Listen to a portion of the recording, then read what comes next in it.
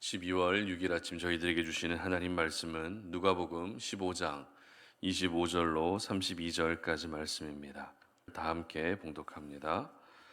맏아들은 밭에 있다가 돌아와 집에 가까이 왔을 때에 풍악과 춤추는 소리를 듣고 한 종을 불러 이 무슨 일인가 물은데 대답하되 당신의 동생이 돌아왔음에 당신의 아버지가 건강한 그를 다시 맞아들이게 됨으로 인하여 살찐 송아지를 잡았나이다 하니 그가 노하여 들어가고자 하지 아니하거늘 아버지가 나와서 권한대 아버지께 대답하여 이르되 내가 여러 해 아버지를 섬겨 명을 어김이 없거늘 내게는 염소 새끼라도 주어 나와 내 벗으로 즐기게 하신 일이 없더니 아버지의 살림을 창녀들과 함께 삼켜버린 이 아들이 돌아오매 이를 위하여 살찐 송아지를 잡으셨나이다.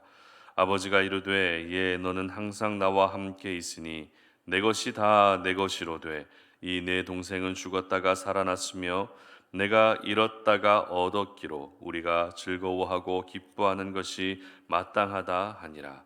아멘. 당신이 이미 받은 은혜는 무엇인가? 라는 제목으로 오늘 아침 말씀 전합니다. 오늘 본문은 어제 본문과 이어지고 있는 탕자의 비유 말씀을 기록하고 있습니다. 어제 본문과 차이점이 있다면 어제는 집을 떠난 아버지를 떠난 작은 아들의 관점에서 본문을 기록하고 있다면 오늘은 큰 아들의 관점에서 본문이 계속되고 있다는 것입니다. 사실 작은 아들의 입장에서는 전혀 생각지도 못한 은혜를 아버지로부터 받았기 때문에 이 탕자의 비유에서 가장 큰 혜택을 받은 주인공이라 할 수 있습니다. 하지만 큰 아들은 어떻습니까? 아버지의 모든 시선이 잃어버린 작은 아들을 향해 있었기 때문에 큰 아들의 입장에서는 인간적으로 서운한 마음이 얼마든지 들 수 있는 그런 상황이라는 것입니다. 게다가 염치 없는 모습으로 돌아온 작은 아들을 위해 아버지가 어떤 모습을 보이고 있죠? 큰 잔치를 열어주고 있었다는 것입니다. 그때 큰아들은 어떤 일을 하고 있었습니까? 25절 말씀 보시기 바랍니다. 맏아들은 밭에 있다가 돌아와 집에 가까이 왔을 때 풍악과 춤추는 소리를 듣고 어떤 일을 하고 있었죠? 밭에 나가서 일을 하고 있었다는 것입니다. 이를 통해 우리가 알 수 있게 되는 것은 큰아들의 평소의 모습은 자신에게 주어진 역할과 책임을 성실하게 감당하는 사람이었다라는 것을 알게 됩니다. 아버지를 대신해서 밭에 나가서 일을 할 정도로 장남으로서 모든 의무를 다하고 있었던 것입니다. 그렇기 때문에 이 오늘 큰아들의 서운함이 더욱더 그럴 수 있겠다라는 생각이 드는 것이 사실입니다. 나는 나가서 고생하면서 일을 하고 있는데 동생은 고생한 것 하나 없이 오히려 재산을 탕진하고 돌아왔는데도 불구하고 아버지로부터 모든 관심을 받고 또 모든 사랑을 독차지하고 있는 그 상황이 얼마든지 서운함이 생길 수 있는 상황이라는 것입니다. 그러나 오늘 그와 같은 서운함을 가지고 있던 큰아들의 마음을 잘 알고 있었던 아버지는 어떤 모습을 보이고 있습니까?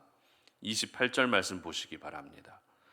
그가 노하여 들어가고자 하지 아니하거늘 아버지가 나와서 권한대. 아멘.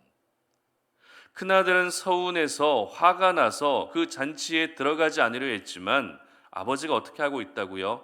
나와서 큰아들에게로 와서 이 잔치에 같이 참여하자라고 권하고 있다는 것입니다. 한참 잔치를 베풀고 있는 중에도 마음상에 있는 큰아들을 찾아 나선 아버지의 모습을 보게 된다는 것이죠. 오늘 저희들은 어제와 동일하게 아버지가 어떤 분이신지를 이 본문을 통해 다시 한번 깨닫게 됩니다. 그렇게 집을 떠난 아들이었지만 노심초사 매일같이 작은 아들을 기다려 주었던 아버지는 오늘 서운함으로 가득 차 있었던 큰아들의 마음까지 달래주기 위해서 먼저 찾아왔다는 것입니다. 그렇습니다. 성경의 모든 역사는 하나님이 우리를 어떻게 찾아오고 계시는지를 보여주고 있는 총집합체입니다. 하나님은 아브라함을 찾아오셔서 내가 너로 큰 민족을 이루겠다라고 약속하셨습니다. 집을 떠나 삼촌 라반의 집을 향하던 중에 베델에서 잠을 청하던 야곱에게 찾아오셔서 역시 내가 너로 큰 민족을 이루겠다고 약속하셨다는 것이죠. 하루아침에 살인자가 되어서 광야로 도망쳐 나온 모세에게 하나님은 찾아오셔서 너를 통해 이스라엘 백성을 구원하겠다라고 약속하셨습니다. 그리고 예수 믿는 자들을 핍박하던 사도 바울에게 찾아오셔서 너를 이방의 빛으로 삼겠다라고 약속하신 분이 바로 우리 하나님이라는 것입니다. 이처럼 우리 하나님은 언제나 우리에게 먼저 찾아오시는 것입니다. 내가 어떤 상처를 가지고 있어도 하나님은 찾아오십니다. 내가 어떤 억울함을 가지고 있어도 하나님은 찾아오십니다. 내가 어떤 서운함을 가지고 있어도 아버지는 언제나 당신의 자녀들을 먼저 찾아오셔서 위로해 주시고 또 안아 주시는 것입니다. 그리고 말씀하십니다. 31절 말씀 보시기 바랍니다. 아버지가 이르되 예 너는 항상 나와 함께 있으니 내 것이 다 내 것이로되 아멘. 내 것이 다 너의 것이다 라고 말씀하고 계신다는 것이죠. 여러분, 오늘 아버지가 큰아들에게 해주었던 내 것이 다 너의 것이다 라고 하는 이 말의 의미가 어떤 의미겠습니까? 말 그대로 아버지의 소유가 모두 큰아들의 소유라는 것입니다. 비록 그 소유가 아직 큰아들에게 완전히 상속된 것은 아니지만 이미 상속이 예정되어 있을 뿐만 아니라 확정되어 있다는 것입니다. 다시 말해 이미 너는 모든 은혜를 받았다라는 것입니다. 너는 이미 모든 복을 받고 있다는 것입니다. 여기서 저희들은 하나님의 사람으로서 기억해야 될 중요한 메시지를 한 가지 발견하게 됩니다. 그것이 무엇인가 하면 진정한 하나님의 사람은 오늘도 받을 은혜, 받을 복 때문에 하나님을 섬기는 것이 아니라 받은 은혜, 받은 복으로 인해 하나님을 섬길 수 있어야 한다는 것입니다. 큰아들 역시 지금 자신의 눈앞에서 펼쳐지고 있는 잔치 때문에 서운해할 수 있었습니다. 그러나 이 잔치로 인해서 서운해할 것이 아니라 이미 아버지의 모든 것이 내 것이라는 사실을 기억하며 그 은혜에 감사하는 마음을 가지고 잔치에 참여하는 것이 필요했던 것입니다. 그렇습니다. 저희들은 오늘 이 하루를 시작하면서 하나님이 나에게 허락해 주실 은혜가 무엇일지 기대하는 것도 정말 중요하지만 그보다 더 우선되어야 할 것이 무엇입니까? 이미 내가 받은 은혜가 무엇인지를 기억해야 된다는 것입니다. 하나님께서 이미 나에게 허락해 주신 복이 무엇인지를 먼저 생각하며 감사함으로 오늘을 시작할 수 있어야 하는 것입니다. 그래야만 인간적으로 서운함이 생길 수 있는 상황을 맞았을 때에도 그 중심이 흔들리지 않고 믿음이 흔들리지 않게 되는 것입니다. 그렇다면 여러분에게 하나님께서 이미 베풀어 주신 은혜는 어떤 은혜입니까? 이미 우리가 받은 은혜, 이미 하나님으로부터 받은 복은 어떤 복입니까? 가장 먼저는 구원의 은혜를 이미 받은 줄 믿으시기를 바랍니다. 구원의 은혜는 그 어떤 은혜와도 비교할 수 없는 가장 귀한 은혜입니다. 그렇기 때문에 이미 내가 받은 그 구원의 은혜만이라도 잊지 않고 살아간다면 저희들은 하나님을 향해 결코 서운한 마음이 생길 수 없는 것입니다. 그런데 하나님이 이미 베풀어 주신 은혜는 구원의 은혜뿐만이 아닙니다. 살아가는 동안에 가정을 이룰 수 있는 은혜도 주셨습니다. 일할 수 있는 은혜도 주셨습니다. 그리고 사람들을 만날 수 있는 만남의 은혜도 주셨습니다. 참 수많은 은혜들을 하나님은 저희들에게 이미 베풀어 주셨다는 것이죠. 제가 말씀드린 이 은혜에 대한 부분은 넓은 의미로 말씀드린 것이지만 여러분들의 개개인의 삶에 깊이 들어가 보게 되면 더 세밀하고 더 구체적인 하나님이 베풀어 주신 은혜들이 분명히 있을 것입니다. 그러므로 이미 베풀어 주신 하나님의 은혜를 기억하면서 그 은혜 때문에라도 지금 내가 잘 이해가 되지 않는 일로 인해 생긴 하나님을 향한 서운한 마음들을 지워낼 수 있어야 하는 것입니다. 인간적으로는 우리도 죄성을 가진 사람이기 때문에 내 뜻대로 일이 풀리지 않으면 하나님을 향해 서운함이 생길 수 있습니다. 그러나 그럴 때일수록 어떻게 해야 된다고요? 내가 이미 받은 은혜를 기억하며 내가 이미 받은 복을 기억하며 하나님을 향해 서운해하지 말아야 한다는 것입니다. 특별히 오늘 본문의 32절 말씀을 한번 보시기 바랍니다.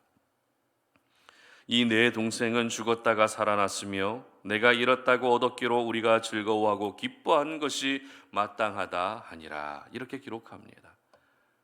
잃어버린 아들이 다시 돌아오게 된 것은 아버지에게 있어서 굉장히 큰 기쁨이었습니다. 그 어떤 것과도 바꿀 수 없는 최고의 기쁨이었습니다. 하지만 큰아들에게는 어떻습니까? 기쁨으로 다가오지 않았다는 것입니다. 아버지는 한없이 기뻐하고 계시는데 큰아들은 기뻐하지 않았습니다. 여기서 저희들이 알게 되는 것은 아버지는 아들을 다시 찾은 것에 대해 기뻐하지만 형제 사이에는 그 기쁨을 기쁨으로 여기지 못하고 시기하고 질투할 때가 있다는 것이죠. 같은 피가 섞여 있는 가족인데도 불구하고 아버지와 아들의 관계 그리고 형제와의 관계는 이렇게 큰 차이가 존재한다는 것입니다. 형제 사이의 시기와 질투에 대한 부분, 이미 우리는 가인과 아벨의 사건을 통해서 잘 알고 있지 않습니까? 요셉과 그의 형제들 사이에 일어난 그 일들도 형제 간의 시기와 질투가 얼마나 컸는지를 우리는 이미 잘 알고 있습니다. 여러분, 형제는 시기의 대상이 아니라 아버지가 아들을 바라보고 아버지가 자녀를 바라보는 듯한 그 동일한 마음으로 바라봐야 할 대상이라는 사실을 여러분 모두 기억하시기를 바랍니다. 아버지가 아들이 돌아온 것을 보며 한없이 기뻐했던 것처럼 형제도 역시 함께 기뻐하는 것이 예수 믿는 가족으로서 가장 합당한 모습인 것입니다.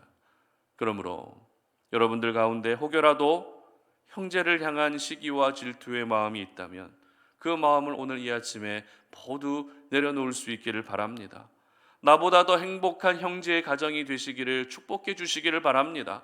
나보다 더 성공한 형제의 가정이 되시기를 그렇게 여러분 모두 기도해 주시고 응원해 주시기를 바랍니다. 그것이 성숙한 하나님의 사람의 모습인 것입니다. 그런데 이 모든 것은 내가 이미 하나님께 받은 은혜가 무엇인지를 기억할 때, 하나님이 이미 베풀어 주신 그 은혜와 복이 무엇인지를 잊지 않고 있을 때 가능하다는 사실입니다. 내가 이미 받은 복이 무엇인지를 모른다면 형제를 향해서 항상 시기하고 질투하게 되지만, 내가 이미 받은 복을 생각한다면 그 형제를 항상 축복해주고 기도해주고 응원해줄 수 있는 것입니다. 저는 우리 송탄 오륜의 모든 가족들이 개인적인 감정과 그리고 인간적인 서운함으로 여러분의 생각과 삶이 결정되지 않았으면 좋겠습니다. 오직 하나님의 은혜에 의해 여러분의 생각과 삶이 결정될 수 있기를 바랍니다. 오늘도 우리가 은혜의 힘으로 살아가야 내 믿음이 무너지지 않는 것이죠. 오늘도 우리가 은혜의 힘으로 살아가야 하나님의 마음으로 한 영혼을 보게 되는 것입니다. 우리가 오늘도 하나님의 은혜의 힘으로 살아가야 모든 상황을 믿음으로 해석할 수 있게 되는 것입니다.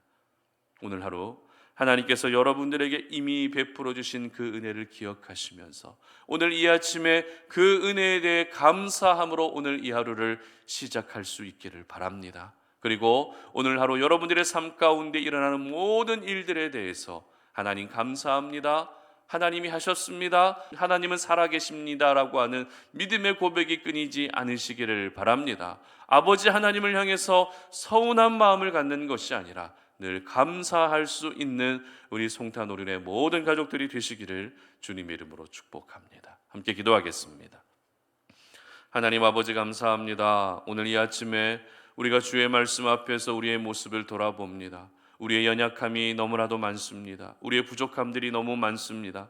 내 생각대로 일이 잘 풀리지 않을 때마다 인간적으로 하나님을 향해 서운한 마음을 가질 때가 있었습니다. 그러나 아버지 하나님, 오늘 이 아침에 이미 하나님이 베풀어 주신 은혜가 무엇인지를 기억하게 하시고 이미 하나님께서 허락해 주신 그 복이 무엇인지를 잊지 않게 하셔서 하나님을 향해 서운함을 가지기보다 먼저 감사할 수 있는 저희들의 삶이 될 수 있도록 도와주시옵소서. 그래서 우리 삶 속에서 감사의 고백이 끊이지 아니하게 하시고 그 감사의 고백이 우리 삶 가운데 영원토록 지속될 수 있는 그러한 은혜를 허락하여 주시옵소서. 감사드리며 예수님의 이름으로 기도드립니다. 아멘.